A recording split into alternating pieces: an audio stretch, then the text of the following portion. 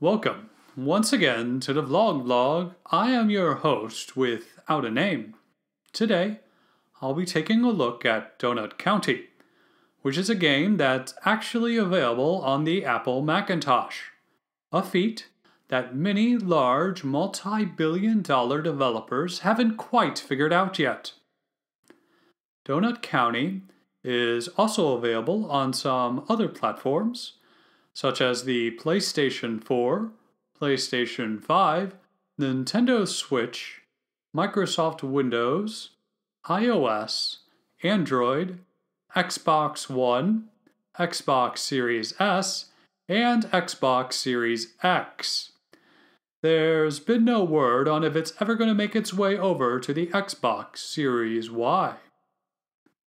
Donut County was developed by a gentleman by the name of Ben Esposito. This is his 15th game that he's developed during his career, most of which are independent titles. The storyline for this game is based on his past trauma involving raccoons. I'll be playing this on my Xbox 4, which Microsoft calls the Xbox Series X for some reason. And I'll be using Microsoft's new video game rental service called Xbox Game Pass, which is named as such in remembrance of the Zune Pass. Rest in peace, my old friend. The Zune was actually pretty great, and don't let anyone tell you any different. Donut County takes place in the mythological county of Donut in an unnamed state. The story is about a lady named Mira and her friend named BK, who happens to be a raccoon. She's also an employee of the raccoons at their donut shop. The player takes control of a hole in the ground. The goal of the game is to consume all of the things that are on the ground. By consuming all of the things, your hole gets bigger, which allows you to consume more things. The game reminds me of a reverse Katamari Damacy.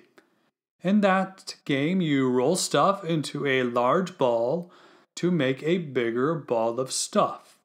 While in this game, you suck stuff down your hole to make a bigger hole to eliminate all of the stuff. The levels and puzzles start out very simple, but it gets much more complicated as you go along. It's a wonderfully bizarre concept that came from a joke that Mr. Esposito turned into a full-fledged game. The story is told through the tale of the individuals who have been sucked down into the hole. So each time a crazy character begins to recite their whole tale, you take control of the hole and suck everything up into your hole. The whole story involves a secret raccoon government, espionage, and friendship between woman and raccoon. I found it all quite endearing. I guess one potential criticism is that the game is fairly short by today's standards, clocking in at about 2 hours long. However, games don't have to be super long. For example, the original Super Mario Bros. Was also fairly short by today's standards.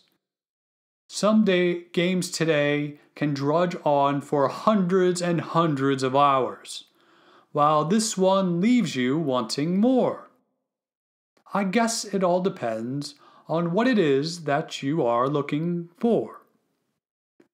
I want to thank you again for watching my review, and I want to remind you that I was not compensated from this review from the developer or publisher, and I was not given a review code. I played this using my Xbox Game Pass subscription, but I guess it should be noted that I used a coupon that came with the purchase of my Xbox 4. I also want to remind you not to subscribe to this channel or press any suspicious buttons. That's what the Alphabet Corporation wants you to do, so don't do it. I'm just a guy that's learning how to make videos on his Apple Macintosh. There's no need to put yourself into any danger. I don't know what sort of dangers lurk in between those buttons, but it's better not to take the risk. Thank you again, and stay safe.